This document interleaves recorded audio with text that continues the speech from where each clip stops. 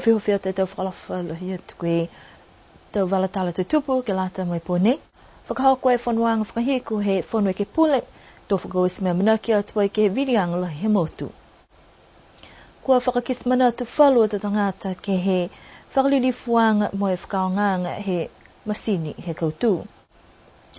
Whai anoanuanga e taha matangahua ke tuanga he takatakai motu haniwe mo i tau puhala ke lewekia he takoloa mahuinga he motu. Ka mata e wakalele ke wā ke whai tapunei, kai nā kai poke, kai talhau he do i sin wakalele amana ki maliki si hake he tau mga himua. Kua whakahoko e whanuanga whakahiku ke lata e mo e whanua ke pole he aho nei, we lata molo tolu me ko moe e tau katofa lilifu nei ke hukui te maanga mo i tau tangate motu. Nā kai longa i tamataku pufono ke whakatatai ke whala tau whanuanga kwa mole, ka kua hawhangi atua i ke tau hukui te kitaha, ke whakakisi te manatu whakahiku hiku, a koe whakausi anga nei te whono, tō liri watua i ke tau virianga. Letini ko nā kai katoa usi e tau kutu katofa, kai mai ka lutolu, ne ko whakataha atu, ke whakakisi manatu ke he whakawhituianga lutolu, mo e whakatun whono, ke tau e ke pole, mo e tau tangata, mai ke whoki ke tuku atua i ke tau whakaui ke tau tangata he motu ni ko vili ke lutolu, ko mole, asi mauai e tau tuanga nei. Ha kua whakaustuai e whono e ke pole, kua tuku atua e whakatu whono la matai ke leweki e tau whakaruanga, a tau whakahokuai e tau virianga lahi motu ke he mahina hame. Ko e masini he kautū, ko e tahana koloa mahuinga ke lata mai mailongaanga he tau tangata. Haha ia e tau huhu ne kua puna mai, ha koe whala tau whakaruanga ne kua kisia e ke he tau ngā kukue kua mole, koe fusianga he masini he kautū, ke he aho ne whakafuafaua e matupu limia, koe tau talhauanga mai he whalupurotu, haha ia e tau puhala ni kua fusia e te masini.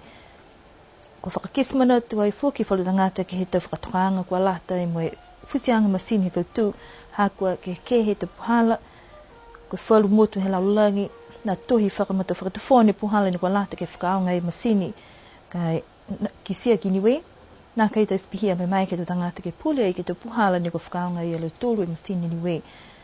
Ne pehe whuki whalua tau matua kua whakasianga tua e tau puhala ne kua whakalilifuaki e koloa nei he motu. Longana tala atu whuki ke he taha taunanga ke he motu kuni silani ne kua fusihake halaulu masina niwe ke he taunanga Pasifika. Si talahau mai whuki taha tangata mini silani, koe tau hukui mai he City Council ne tuku hake e masini, tau hoho kua tua e tau tangata whakanui ne aho. Si nā ke mai ke tuku he whalotolu. Ka koe te manatu whakakisa e taha hukui mai he whakatuwhanu he motu nei, ka e ke kua kisia kua hepe, pihia, kua lata ke tuku hefo, mo e whakahakua e masini. Koe hei ngoa ni e tau whakamāmanga kua lata ke mailonga tu tangata, e tau puhala ni kua haku ke lata mo e whakaonganga he masini he motu. Kua lale niwe ke whailakaanga ke he lewekianga he takatakai motu mo e taha whanuanga, kua tau se malamata e he mtakau spread. Koe tau tahe awhi hewa seo he matolu, ne i loa mai koe tālanga e pepa, whakatokatoka ngā hua ke lata mai tuanga he takatakai motu haniwe, si kua level he tau liu ke whakafou. Kua ui nei e tau hukui mai he tamatakau ke he motu, he whaitam nei ke hohoku atu ai mai whakatutala ke he tau ngā hua, ne kua lauia la he tau whahi takatakai motu. Mai longa whuki e matolu he whakatutalanga he mama e aho ni awhi. E longa whuki e tau mena matoko whita e tause ka e nā kai kisia bihe matolu. Mo ne ose hea matolu whakatutalanga, e kisia matolu. E tūhanganga mitaki ngai ani e takatakai motu, e ha tau tolu a motu. Ka e hahai ei wholua mena ne kua kisia e matolu no kua eke ke tōtua. Hako mena kisia whuke matolu ke he tau puhala tuai. Mo riwekeanga he tau purotu, mo tau taonga tau tolu. Mo ngā huniwe. Puto iau se do mene e gilote he pepa nei. Hako molea e ua furu tau tau ririu kisikisi atu ai ke pepa ngā hua nei. Wa longa lai fōke tau hiki kianga ne ko kisia. Tunga e tau whahe tāwiri malolo hila. Koe tau hiki kianga matangi. Ne kua lata ke whai whakakisianga ki loto he pepa whakatakataka ngā hua nei. Koe whalu ni amenha nei, ne kua lali ki tau se ke maupopo, mita ke palana, ke he lime e tau ki mua. Koe hata toro takitakai motu ka na whakamua mea mai maupopo. Ai ki sega mau nei tō la he longa i tō tangata ne mahandi whakaanoa ke he toloang he tō vedi. si koe taha mene he matou ka nono whakalei, ke he pepa ne kua tausi ke tālanga, ke ono atu ki mua ke tia mamboe hong furu tau, ke lehi he matou na tau seanga, me ono anga ke he tau vepe. Koe tau pulotu ne kua langmatai atu ai ke tau whakatutalanga, ne kua hoku mai, he mtakau spread, ne kua pehe kua niwe e motu ke 5 aki, halo tolu ne kua mai ke langmatai. Mneka laua nei ke ne kua hoku mai ke langmatai, mai he mtakau he spread, ke liu mai me nā koso, ke liu ke pampapop, e pep, kai hei fuki whaurua, matanga hua ni kua lata fuki ke kumikumi, whakamakutu fuki e matoru ki ai, mo e mamanaki ke pampapop e pepa nei, e mtahiku he tau nei, mo e koe pepa nei fuki, ke mai ke fuki e matoru ke lamatai e ka matoru ka watu ke kumitupe, ke tau